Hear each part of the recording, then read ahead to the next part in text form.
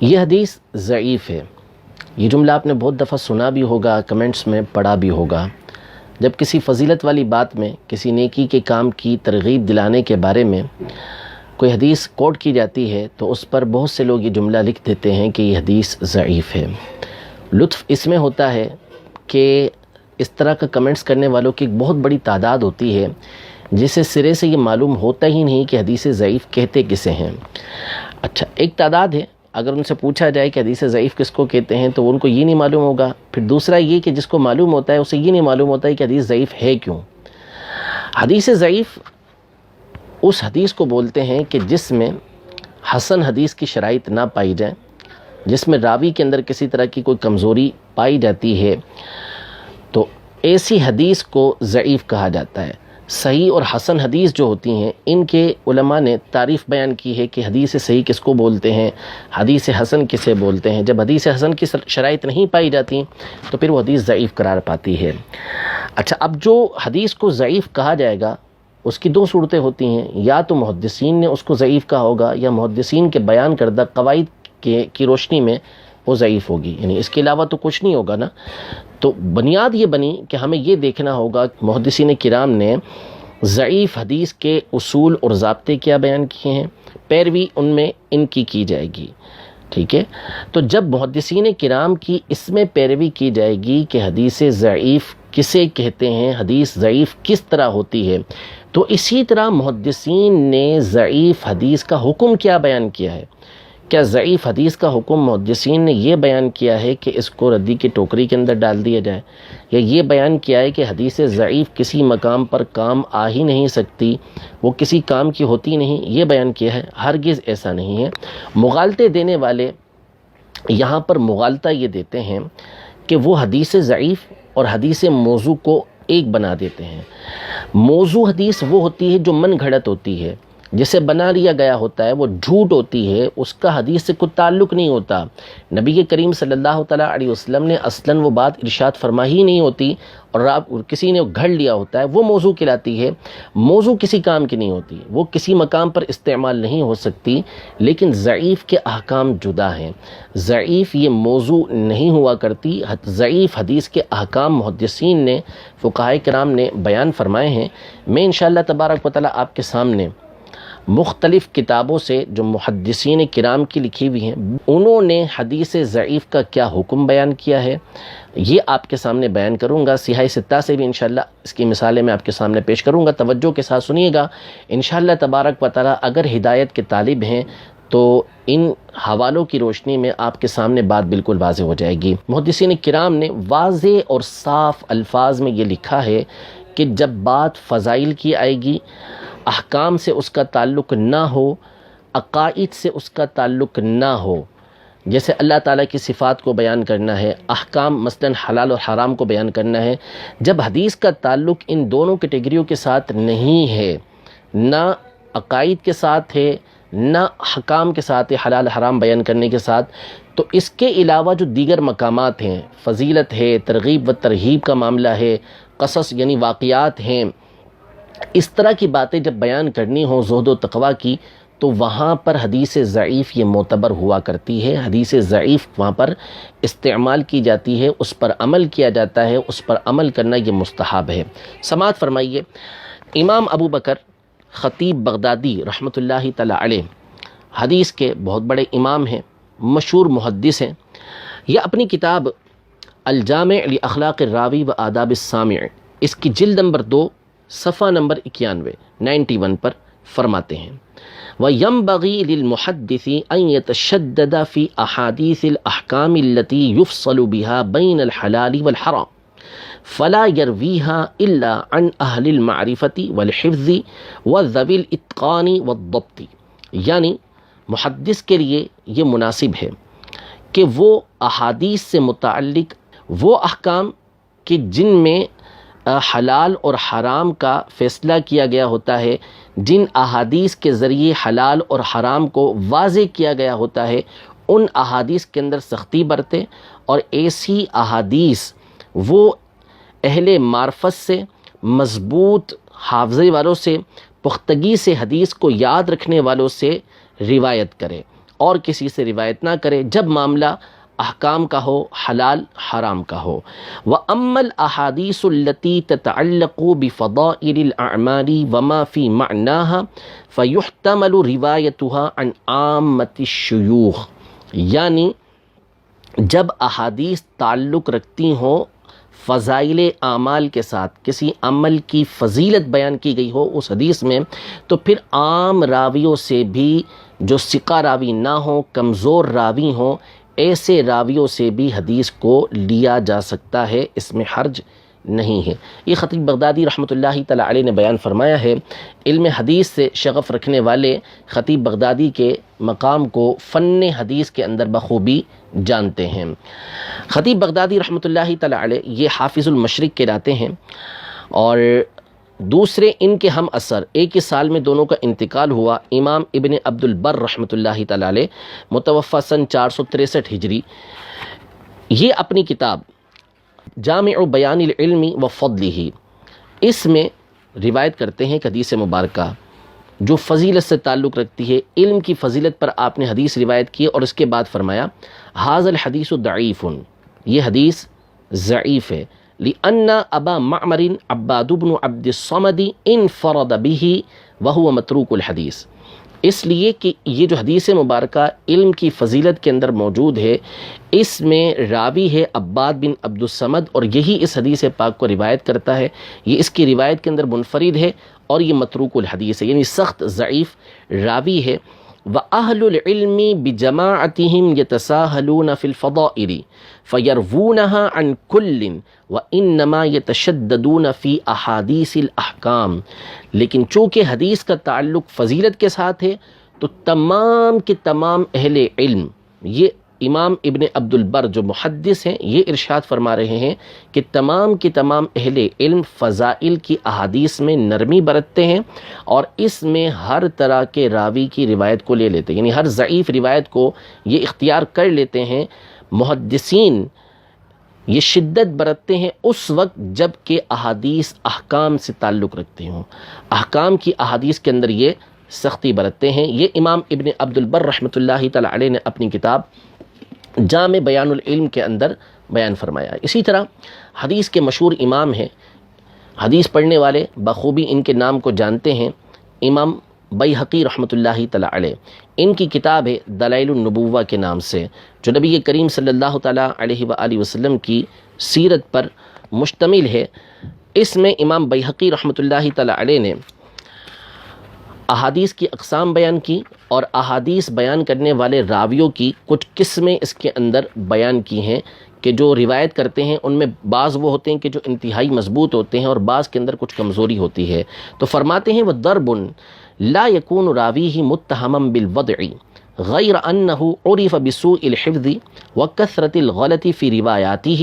أَوْ يَكُونُ مَجْهُولًا لم يثبت من عدالته وشرائط قبول خبره ما يوجب القبول، یعنی راویوں کی ایک قسم وہ ہوتی ہے کہ جن کے اوپر جھوٹ کی تہمت نہیں ہوتی کہ انہوں نے حدیث پاک کو گھڑا ہے، مگر یہ کہ ان کا حافظہ کمزور ہوتا ہے، اور اپنی احادیث کو بیان کرنے میں وہ غلطیاں کثرت سے کرتے ہیں،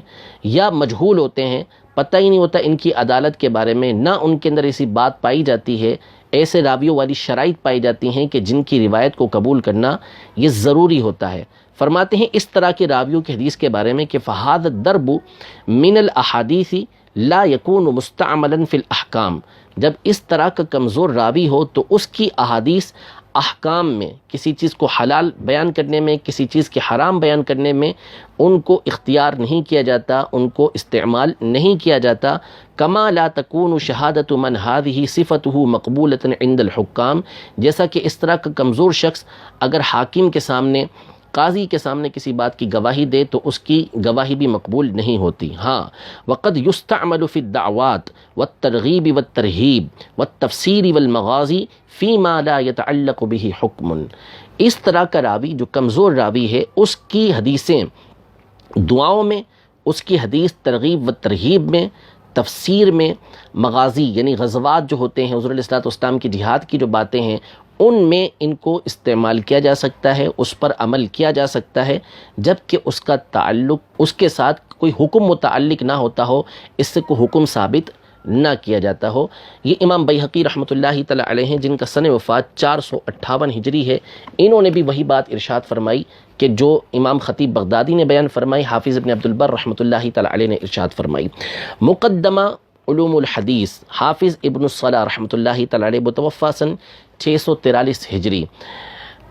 علم حدیث سے شغف رکھنے والے بخوبی اس کی اہمیت کو سمجھتے ہیں کہ اللہ تبارک و تعالی نے اس کتاب کو کس قدر برکات عطا فرمائی ہیں،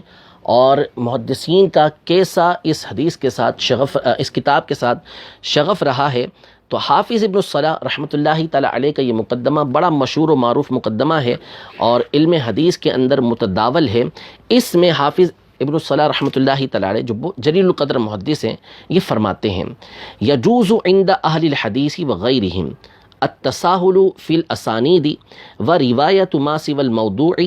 من انواع الاحادیث الضعیفۃ من غیر اہتمام ببیان ضعفها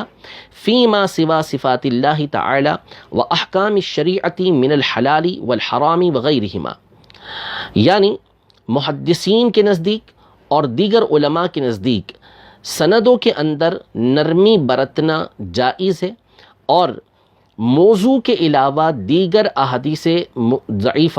ضعیف کے جو دیگر حدیث قسمیں ہیں جو موضوع کے علاوہ ہیں، من گھڑت نہیں، ان کے علاوہ تمام احادیث کو روایت کرنا یہ جائز ہے، اور اس بات کو بیان کرنا بھی ضروری نہیں کہ یہ حدیث ضعیف ہے۔ لیکن کہاں؟ جہاں پر اللہ تعالیٰ کی صفات کا معاملہ نہ ہو، یعنی عقائد کا، اور احکام شریعت یعنی حلال اور حرام اس کے اندر بیان نہ کیے گئے ہوں۔ کہاں اس کو بیان کیا جائے گا؟ فرماتے ہیں وَذَلِكَ كَالْمَوَاعِظِ وَالْقَصَصِ وَفَضَائِلِ الْأَعْمَالِ وَسَائِرِ فُنُونِ التَّرْغِيبِ وَالتَّرْهِيبِ وَسَائِرِ مَا لَا تَعَلُّقَ لَهُ بِالْأَحْكَامِ وَالْعَقَائِدِ۔ یعنی ایسی احادیث کو واعظ و نصیحت کے اندر بیان کیا جائے گا، جو قصے ہوتے ہیں ان میں ان کو بیان کیا جائے گا، واقعات کے اندر فضائل اعمال میں ان کو بیان کیا جا سکتا ہے، کسی بات کی ترغیب دلانی ہے، کسی کام سے روکنا ہے تو اس میں اس طرح کی احادیث کو بیان کیا جا سکتا ہے، اور ہر اس معاملے کے اندر ضعیف حدیث کو روایت کیا جا سکتا ہے، بیان کیا جا سکتا ہے جس میں تعلق احکام کے ساتھ اور عقائد کے ساتھ نہ بنتا ہو۔ جب احکام کے ساتھ اور عقائد کے ساتھ تعلق ہوگا تو پھر وہاں پہ روایت ضعیفہ کو بیان نہیں کر سکتے۔ یہ حافظ ابن الصلاح رحمۃ اللہ تعالی علیہ نے بیان فرمایا مقدمہ ابن الصلاح میں۔ بخاری شریف کی اب تک جو سب سے جامع شرح اور سب سے تفصیلی شرح شائع ہو چکی ہے میرے علم کے مطابق، وہ ہے حافظ ابن ملقن رحمۃ اللہ تعالی علیہ کی کتاب التوضیح۔ یہ تقریباً 36 جلدوں کے اندر شائع ہوئی ہے۔ اس میں حافظ ابن ملقن رحمۃ اللہ تعالی علیہ فرماتے ہیں: لا يجوز العمل في الاحکام ولا يثبت الا بالحدیث الصحیح او الحسن ولا يجوز بالضعیف لكن يعمل به فيما لا يتعلق بالعقائد والاحکام كفضائل الاعمال والمواعظ وشبههما۔ یعنی احکام میں اور عقائد میں، یعنی انہوں نے احکام کا ذکر کیا ہے کہ احکام میں صحیح حدیث یا حسن حدیث، اسی سے احکام میں استدلال کیا جائے گا اور اسی سے احکام یہ ثابت ہوں گے۔ ضعیف حدیث کے ذریعے احکام ثابت نہیں ہوتے، لیکن ضعیف حدیث پر ان معاملات میں عمل کیا جاتا ہے جن کا تعلق عقائد اور احکام کے ساتھ نہ ہو۔ وہ کون سے ہیں؟ فرماتے ہیں جیسے فضائل اعمال، مواعظ، واعظ و نصیحت اور اس طرح کے دیگر اور معاملات، ان میں ضعیف حدیث پر عمل کیا جا سکتا ہے۔ مقدمہ ابن الصلاح جس کا میں نے تذکرہ بھی آپ کے سامنے کیا، اس مقدمہ ابن الصلاح کو اللہ تبارک و تعالی نے بڑی مقبولیت عطا فرمائی، اور حدیث پڑھنے والے جانتے ہیں کہ جب حافظ ابن الصلاح رحمۃ اللہ تعالی علیہ نے یہ علوم حدیث پر مقدمہ تحریر کیا تو اس کے بعد کثرت کے ساتھ اس کی شروحات لکھی گئیں، اس کی نظمیں لکھی گئیں، اس کے اختصار کیے گئے، یعنی 20 کتابیں اس کے اوپر لکھی گئی ہیں۔ میں آپ کے سامنے تقریباً 9 کے قریب کتابیں یہ دکھا بھی دیتا ہوں اور اس کا صفحہ نمبر بھی آپ کے سامنے بیان کر دیتا ہوں۔ ان 9 کتابوں میں تقریباً ایک جیسی عبارتیں موجود ہیں، پھر آخر میں ابن کثیر کی عبارت میں پڑھ کے بھی آپ کے سامنے بیان کروں گا۔ یہ میرے ہاتھ میں کتاب ہے رسوم التحدیث کے نام سے، حافظ جعبری رحمۃ اللہ تعالی علیہ کی، جن کا سن وفات جو ہے وہ 732 ہجری ہے۔ ان کی کتاب رسوم التحدیث فی علوم الحدیث۔ امام نووی رحمۃ اللہ تعالی علیہ کی ارشاد طلاب الحقائق الی معرفت سنن خیر الخلائق، یہ بھی مقدمہ ابن الصلاح پر لکھی ہوئی کتاب ہے۔ اس کے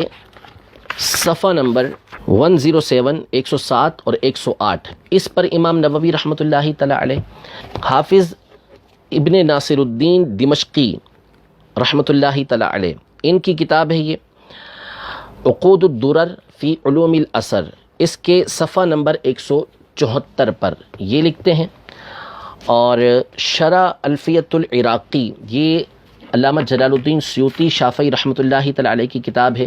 اس کے صفحہ نمبر 194 پر آپ لکھتے ہیں محاسن الاصطلاح، یہ کتاب ہے امام سراج الدین البلقینی رحمۃ اللہ تعالی علیہ کی محدث ہیں۔ یہ اپنی ان کا سن وفات جو ہے وہ 805 ہے۔ یہ اپنی اس کتاب میں صفحہ نمبر 234 پر لکھتے ہیں امام بدر الدین ابن جماعہ رحمۃ اللہ تعالی علیہ، جن کو امام ذہبی رحمۃ اللہ تعالی علیہ نے علامۃ الزمانی ہی لکھا ہے کہ اپنے زمانے کے یہ علامہ تھے۔ سن وفات ان کا 733 ہجری ہے۔ یہ اپنی کتاب المنہل الروی فی مختصر علوم الحدیث النبوی، اس کے صفحہ نمبر 112 پر لکھتے ہیں امام حسین بن عبداللہ الطیبی رحمۃ اللہ تعالی علیہ، جو مشکات کے شارح ہیں، سن وفات ان کا 743 ہے۔ یہ اپنی کتاب الخلاصہ فی اصول الحدیث، اس کے صفحہ نمبر 48 پر لکھتے ہیں۔ اور اسی طرح امام محمد شمس الدین التبریزی رحمۃ اللہ تعالی علیہ فن مصطلح الحدیث، اس کے صفحہ نمبر 86 پر 86 پر لکھتے ہیں۔ اور اسی طرح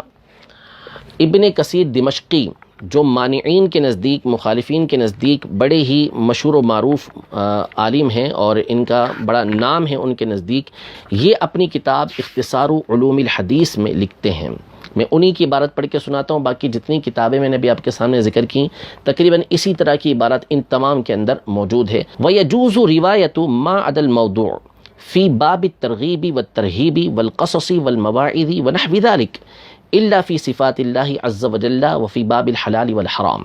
یعنی موضوع کے علاوہ ہر طرح کی ضعیف روایت ترغیب و ترہیب کے باب میں، واقعات کے باب میں، واعظ و نصیحت اور اس طرح کی دیگر باتوں کے اندر ان کو روایت کرنا جائز ہے، مگر اللہ تعالیٰ کی صفات کو بیان کرنے کے لیے اسے بیان نہیں کیا جا سکتا، اور حلال اور حرام کے باب میں بھی اس کو بیان نہیں کیا جا سکتا۔ ان تمام علماء نے جو اصول حدیث کے ماہرین ہیں اور اصول حدیث کے قواعد اور ضوابط انہوں نے ہمارے سامنے بیان کیے ہیں، سارے کے سارے اس بات کو بیان کر رہے ہیں کہ ضعیف حدیث کو آپ قصص کے اندر، فضائل اعمال کے اندر،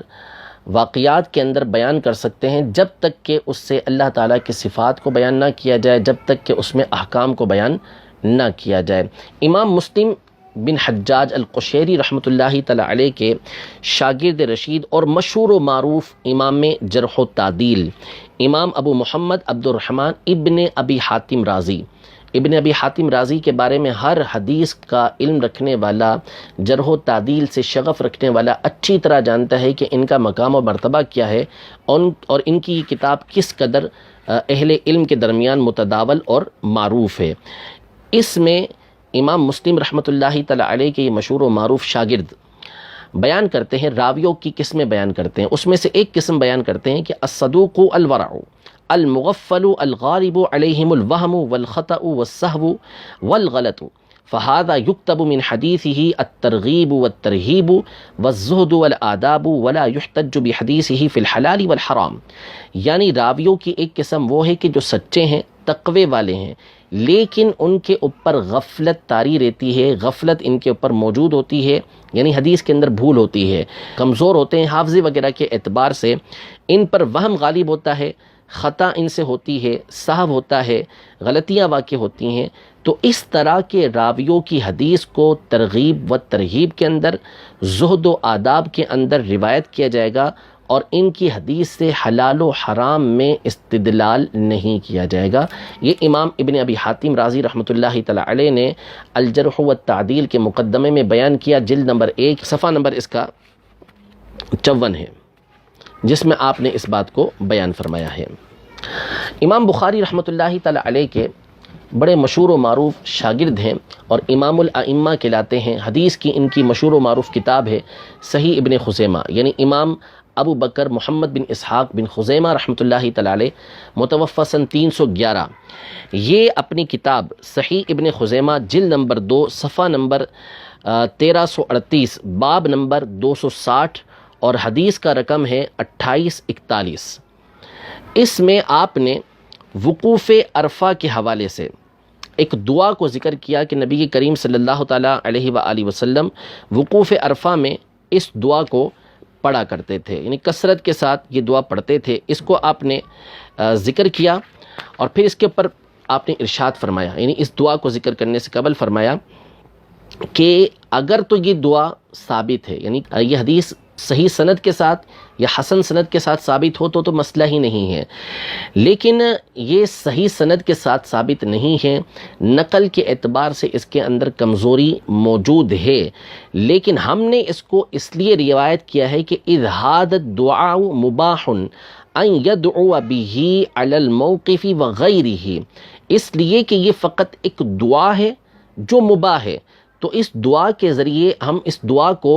وقوف عرفہ میں بھی مانگ سکتے ہیں اور اس کے علاوہ اور مقام پر بھی مانگ سکتے ہیں۔ تو چونکہ اس کا تعلق احکام کے ساتھ نہیں ہے، اس سے کوئی حکم ثابت نہیں ہو رہا، اس لیے اس کو ہم نے روایت کیا ہے، اگرچہ کہ اس کی سند ضعیف ہے، اس کے راویوں کے اوپر کلام موجود ہے، لیکن امام ابن خزیمہ رحمۃ اللہ تعالی علیہ اپنی صحیح کے اندر اس حدیث کو ذکر کر رہے ہیں کہ جو ترغیب و ترہیب سے تعلق رکھتی ہے، دعا سے تعلق رکھتی ہے، لیکن چونکہ اس سے کوئی حکم ثابت نہیں ہوتا، کوئی عقیدہ ثابت نہیں ہوتا، تو آپ فرماتے ہیں کہ اس میں ضعیف روایت کو روایت کرنے میں کوئی حرج نہیں، کہ ایک مباح دعا ہے وہ آپ کبھی بھی مانگ سکتے ہیں۔ امام بخاری رحمۃ اللہ تعالی علیہ کے دوسرے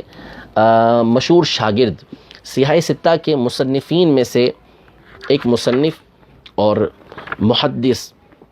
امام ترمذی رحمۃ اللہ تعالی علیہ، ابو عیسیٰ محمد ابن عیسیٰ ابن ثورہ ترمذی رحمۃ اللہ تعالی علیہ،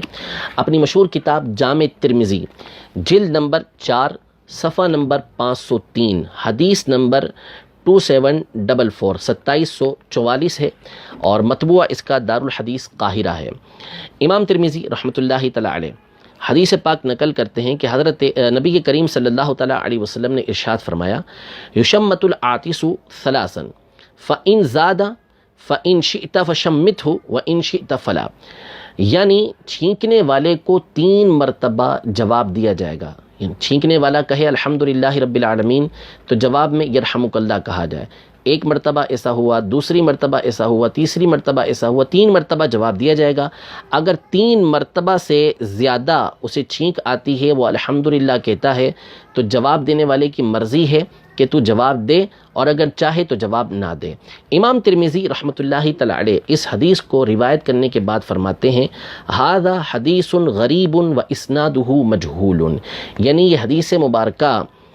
غریب ہے اور اس کی سند مجہول ہے۔ سند مجہول ہے یعنی سندن یہ روایت ضعیف ہے۔ امام ابو بکر ابن عربی رحمۃ اللہ تعالی علیہ جامع ترمذی کی شرح عارضۃ الاحوزی جلد نمبر 5 صفحہ نمبر 381 پر امام ترمذی رحمۃ اللہ تعالی علیہ کے اس کلام کی شرح کرتے ہیں اور فرماتے ہیں کہ وَهُوَ إِن كَانَ مَجْهُولًا، یعنی اگرچہ کہ یہ حدیث ضعیف ہے، فَإِنَّهُ يَسْتَحَبُّ الْعَمَلُ بِهِ،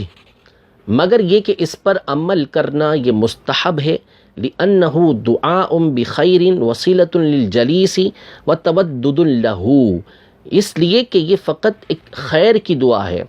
جو بیٹھا ہوا ہے، ساتھی ہے، اس کے ساتھ حسن سلوک کرنا ہے اور اس کے ساتھ محبت کا اظہار کرنا ہے، تو اس پر کوئی ایسا حکم تو ثابت ہوتا نہیں ہے۔ حافظ ابن حجر عسقلانی رحمۃ اللہ تعالی علیہ امیر المومنین فی الحدیث، یہ بخاری شریف کی شرح فتح الباری جلد نمبر 10 صفحہ نمبر 683 پر امام ابن عربی رحمۃ اللہ تعالی علیہ کی اس عبارت کو نقل کرتے ہیں، اور نقل کرنے کے بعد اب فرماتے ہیں فَالْأَوْلَى الْعَمَلُ بِهِ، یعنی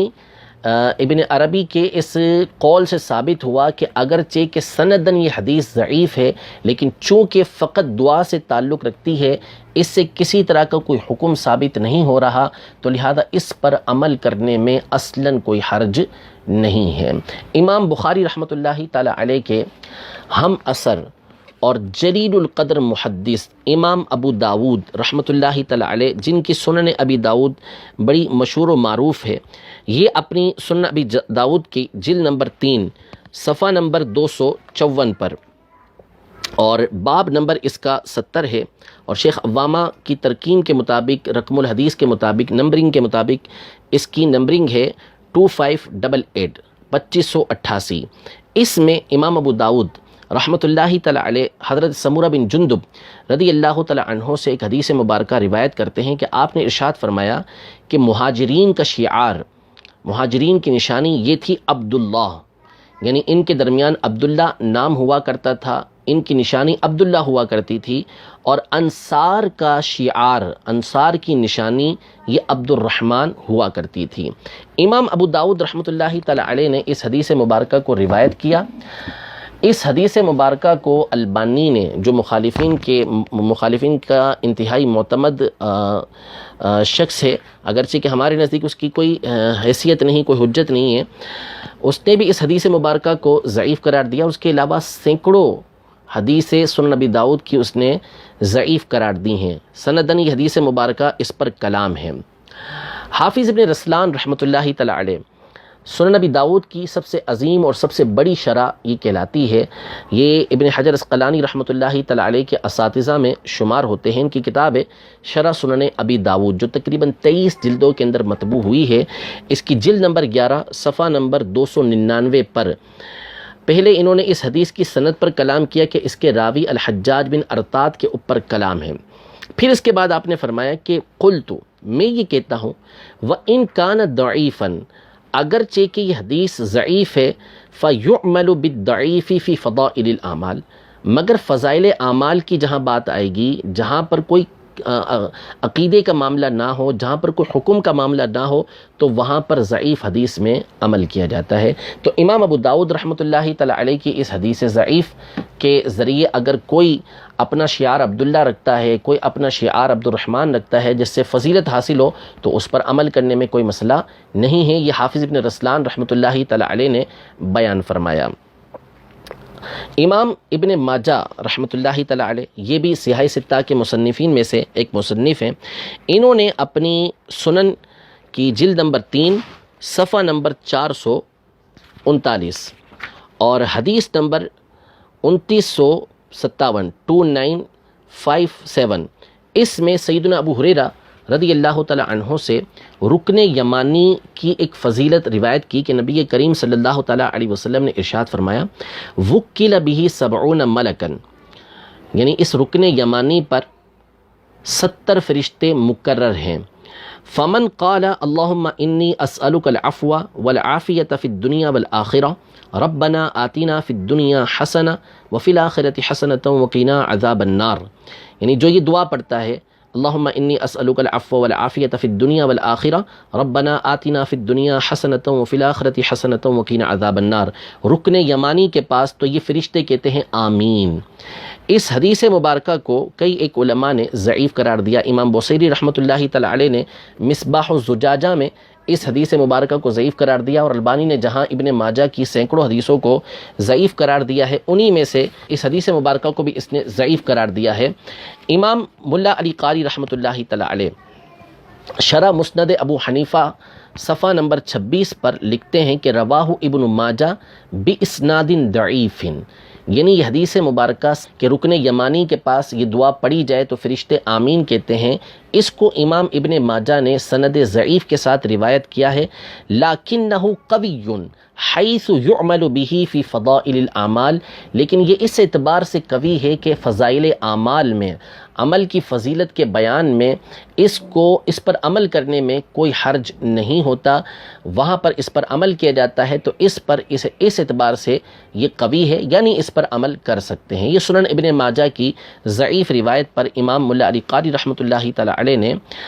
بیان فرمایا کہ اس ضعیف حدیث پر عمل کرنے میں حرج نہیں، کیونکہ اس کا تعلق احکام کے ساتھ نہیں۔ یہ کچھ مثالیں تھیں۔ امام بخاری رحمۃ اللہ تعالی علیہ کے ارد گرد ہی ابھی ہم چل رہے ہیں، ان کے شاگرد، ان کے ہم اثر علماء اور صحیح ستہ کے مصنفین کے حوالے سے۔ امام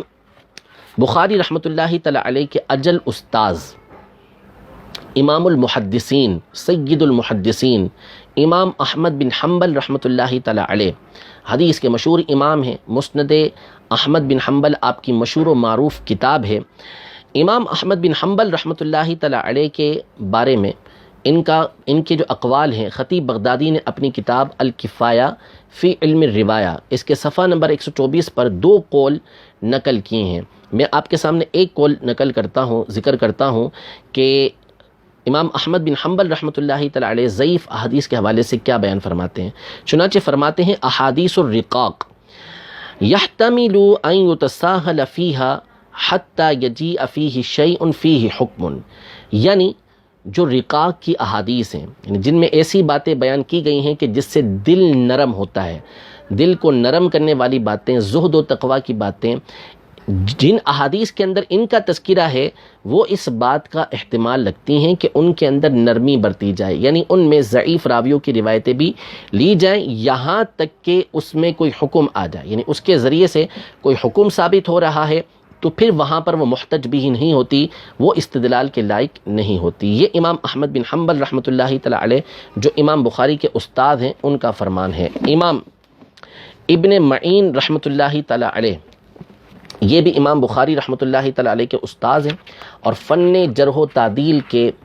امام اجل ہیں، نقاد ہیں، اور سب سے بڑھ کر جرح و تعدیل میں جو اقوال ملتے ہیں، کسی راوی کو ضعیف قرار دینا، کسی راوی کو ثقہ قرار دینا، یہ امام ابن معین رحمۃ اللہ تعالی علیہ کے ملتے ہیں۔ ان کے شاگرد ہیں عباس الدوری، انہوں نے ان کے اقوال کو جمع کیا اور ان کی کتاب یحییٰ بن معین و کتابہ التاریخ اس نام سے شائع ہوئی ہے۔ اس کی جلد نمبر 2 ہے، صفحہ نمبر 179 ہے، رقم ہے اس کا 1331۔ اس میں آپ فرماتے ہیں کہ زیاد البکائی لیس بشیء، زیاد البکائی کوئی خاص چیز نہیں ہے، لیس بشیء کے پر بہرحال تفصیل کے ساتھ کلام ہے، لیکن یہاں پر جو مراد ہے وہ یہ ہے کہ یہ کمزور راوی ہے۔ وقد کتبت عنہ المغازیہ، مگر میں نے ان سے مغازی کو لکھا ہے، یعنی وہ احادیث لکھی ہیں کہ جن کا تعلق احکام کے ساتھ نہیں بنتا، عقائد کے ساتھ نہیں بنتا، تو ان کی احادیث کو اس لیے لکھا مغازی کے اندر کہ دیگر احادیث کو نہیں لکھا، احکام کی احادیث کو نہیں لکھا، عقائد کی احادیث کو نہیں لکھا، اس لیے کہ وہ معتبر نہیں، وہاں پر ان کی بات حجت نہیں، لیکن مغازی کے اندر کہ جہاں پر احکام سے تعلق نہیں بنتا تھا تو میں نے اس کو نقل کیا ہے۔ امام احمد بن حنبل، امام یحییٰ بن معین، یہ دونوں امام بخاری کے استاذ ہیں۔ ان دونوں کے استاذ یعنی یحییٰ بن معین اور امام احمد بن حنبل رحمۃ اللہ تعالی علیہ کے استاذ، یعنی امام بخاری کے استاذ الاستاذ شیخ الشیخ امام عبد الرحمن ابن مہدی رحمۃ اللہ تعالی علیہ، ان کے حوالے سے سماعت فرمائیں کہ ان کا موقف کیا ہے۔ خطیب بغدادی اپنی کتاب الجامع لاخلاق الراوی و آداب السامع اس کے صفحہ نمبر 91 پر فرماتے ہیں، جلد نمبر 2 ہے، کہ اذا روینا فی الثواب والعقاب وفضائل الاعمال تساہلن فی الاسانید والرجال، یعنی جب ہم ثواب کی باتوں کے بارے میں احادیث روایت کرتے ہیں یا عقاب کے بارے میں، عذاب کے بارے میں احادیث روایت کرتے ہیں، اعمال کی فضیلتوں کے بارے میں روایت کرتے ہیں، تو وہاں پر ہم اسانید کے اندر نرمی برتتے ہیں، یعنی سختی نہیں کرتے، کڑی چھان پھٹک نہیں کرتے، دیگر راویوں سے بھی روایت کو لے لیتے ہیں، راویوں کی روایتوں کو قبول کر لیتے ہیں، وَإِذَا رَوَيْنَا فِي الْحَلَالِ وَالْحَرَامِ وَالْأَحْكَامِ تَشَدَّدْنَا فِي الرِّجَالِ،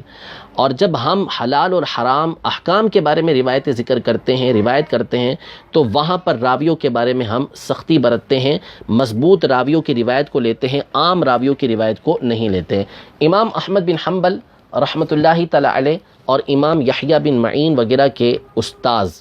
یعنی امام بخاری کے استاذ الاستاذ عبداللہ بن مبارک رحمۃ اللہ تعالی علیہ حدیث کے مشہور و معروف امام ہیں، امام اعظم ابو حنیفہ رحمۃ اللہ تعالی علیہ کے شاگرد بھی ہیں، بخاری کے راوی بھی آپ ہیں۔ امام ابن ابی حاتم رازی رحمۃ اللہ تعالی علیہ نے الجرح والتعدیل میں جلد نمبر 1 ہے، اس کا مقدمہ ہے اور صفحہ نمبر 319 ہے، اس میں ایک باب باندھا ہے، باب فی الآداب والمواعظ انہا تحتمل الروایت عن الضعاف، یعنی آداب کے معاملے میں، واعظ و نصیحت کے معاملے میں ضعیف راویوں کی روایت کو قبول کیا جاتا ہے، ان کو برداشت کیا جاتا ہے، ان کو لے لیا جاتا ہے۔ اس میں آپ فرماتے ہیں ابن ابی حاتم رازی کہ مجھے میرے والد یعنی ابو حاتم رازی رحمۃ اللہ تعالی علیہ نے بیان کیا کہ عبدہ بن سلیمان کہتے ہیں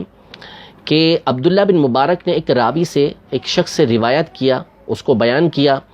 تو عبداللہ بن مبارک سے کہا گیا کہ یہ راوی تو ضعیف ہے، تو اس پر عبداللہ بن مبارک رحمۃ اللہ تعالی علیہ نے فرمایا کہ یحتمل ان یروى عنہ ھذا القدر او مثل هذه الاشیاء، یعنی یہ آدمی اتنی قوت رکھتا ہے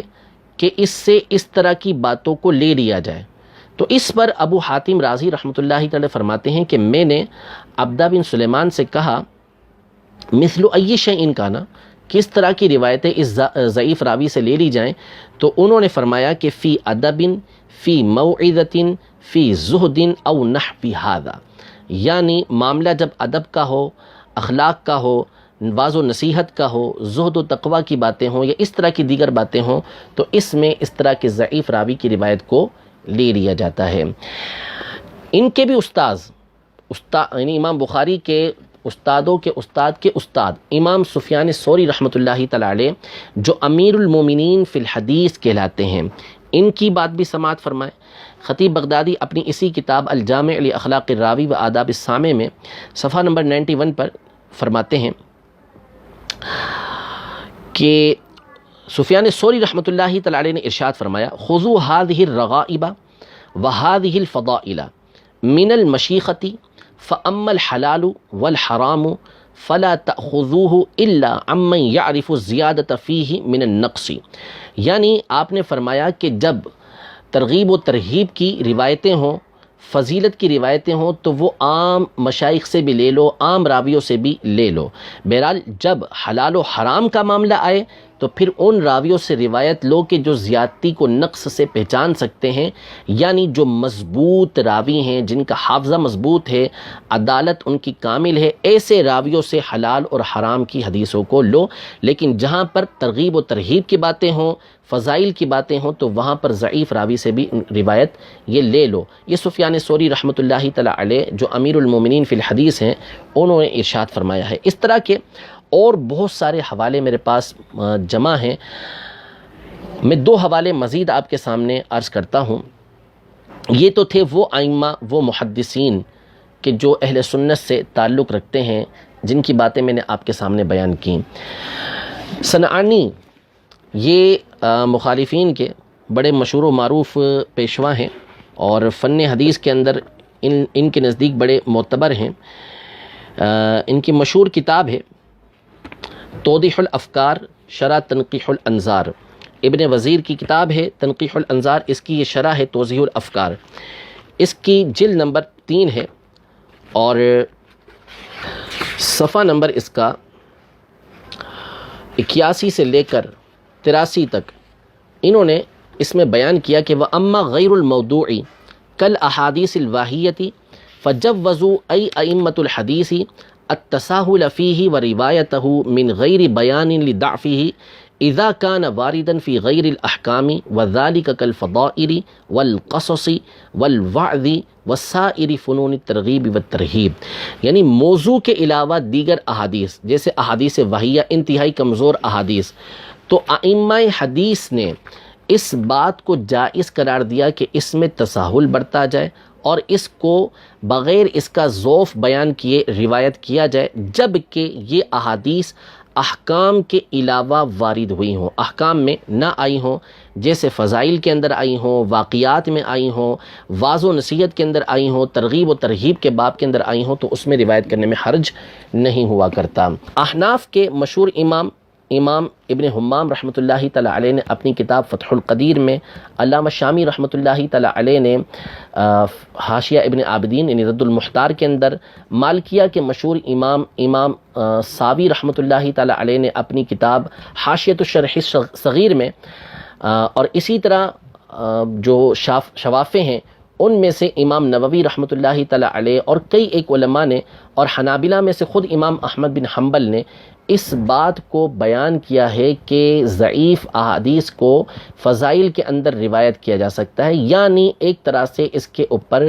علماء سارے کے سارے متفق ہیں۔ میں دو عبارتیں آپ کے سامنے عرض کرتا ہوں جس سے آپ کو معلوم ہو جائے گا کہ جو ضعیف حدیث ہے علماء کا اس پر اتفاق ہے کہ اسے فضائل اعمال میں روایت کیا جا سکتا ہے، بیان کیا جا سکتا ہے، اس پر عمل کیا جا سکتا ہے۔ امام نووی رحمۃ اللہ تعالی علیہ اپنی کتاب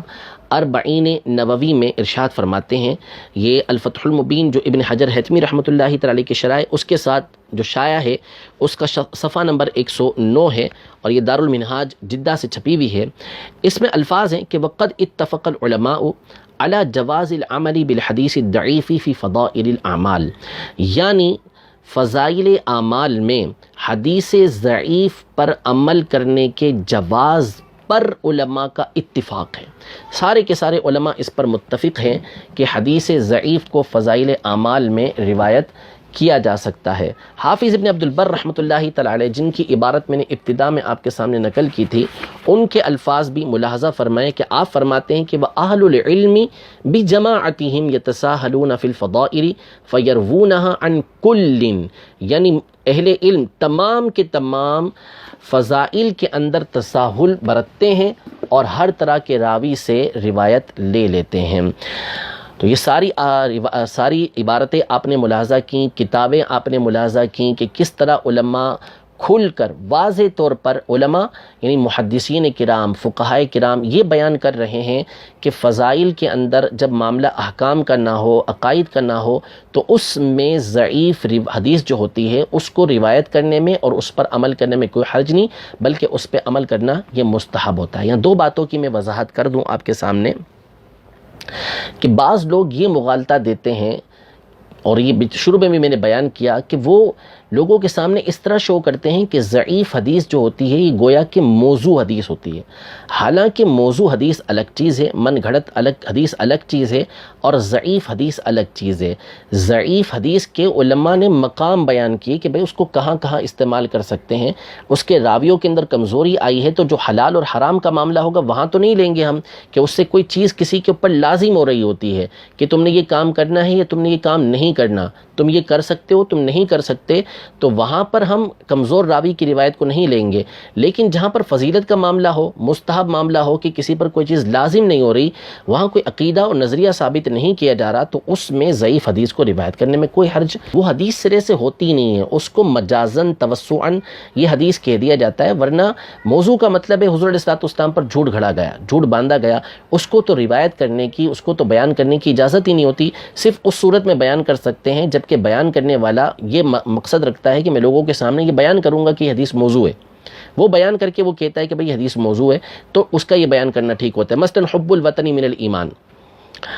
وطن کی محبت ایمان میں سے، اب کوئی یہ کہتا ہے کہ بھئی یہ حدیث کہہ کے بیان کی جاتی ہے لیکن یہ حدیث ہے نہیں،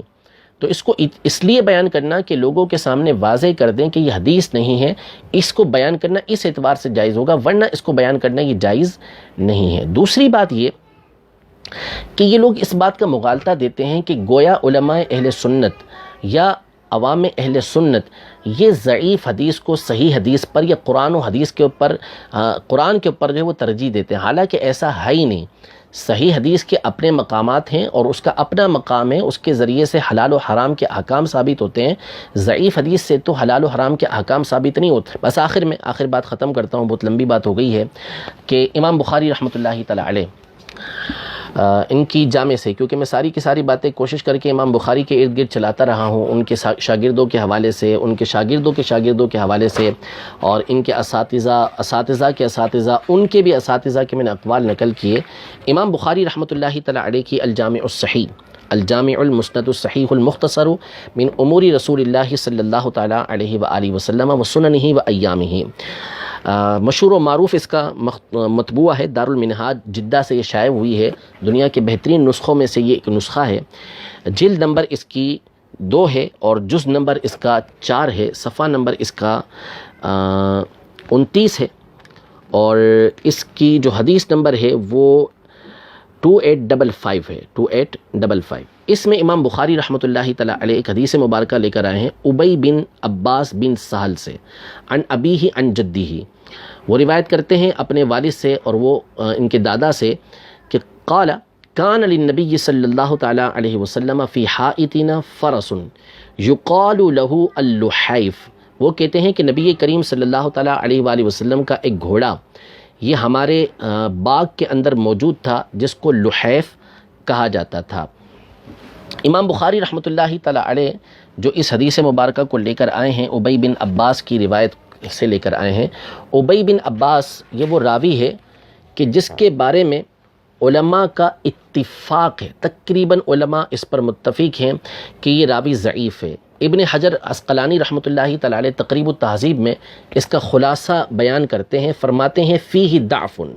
اس کے اندر ضعف ہے، ما لہ فی البخاری غیر حدیث واحد،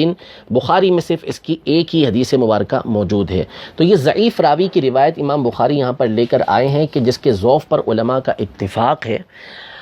اس کی روایت کو یہاں پہ ذکر کر رہے ہیں۔ تو سید اعلیٰ حضرت امام اہل سنت نے امام بخاری کا دفاع کرتے ہوئے یہ ارشاد فرمایا کہ اصل میں اس حدیث کا تعلق احکام سے تو بنتا نہیں ہے، عقیدے سے تو بنتا نہیں ہے، فقط اتنا ہے کہ نبی کریم صلی اللہ تعالیٰ علیہ وسلم کے مبارک گھوڑے کا نام اس کے اندر ذکر کیا گیا ہے، تو ایسے مقام پر اس طرح کے راوی کی روایت کو روایت کرنے میں حرج نہیں ہوتا۔ تو اس طرح کی روایت تو امام بخاری رحمۃ اللہ تعالی علیہ اپنی صحیح کے اندر بھی لے کر آئے ہیں۔ رب تبارک و تعالی ہمارے نظریات کی حفاظت فرمائے، اور یہ جو حدیث ضعیف کے مطلقاً انکار کا فتنہ ہے اس سے ہمیں محفوظ فرمائے۔ محدثین کرام نے فقط 2 شرطیں، جمہور نے فقط 2 شرطیں یہاں پر بیان کی ہیں کہ وہ حدیث موضوع نہ ہو، من گھڑت نہ ہو، اور اس کا تعلق احکام و عقائد کے ساتھ نہ بنتا ہو، تو اس حدیث کو جو ضعیف ہے اس کو روایت کرنے میں اور اس پر عمل کرنے میں کوئی حرج نہیں ہے۔ محدثین کا، فقہا کا موقف میں نے آپ کے سامنے واضح کر کے رکھ دیا ہے۔ اللہ تبارک و تعالی ہمیں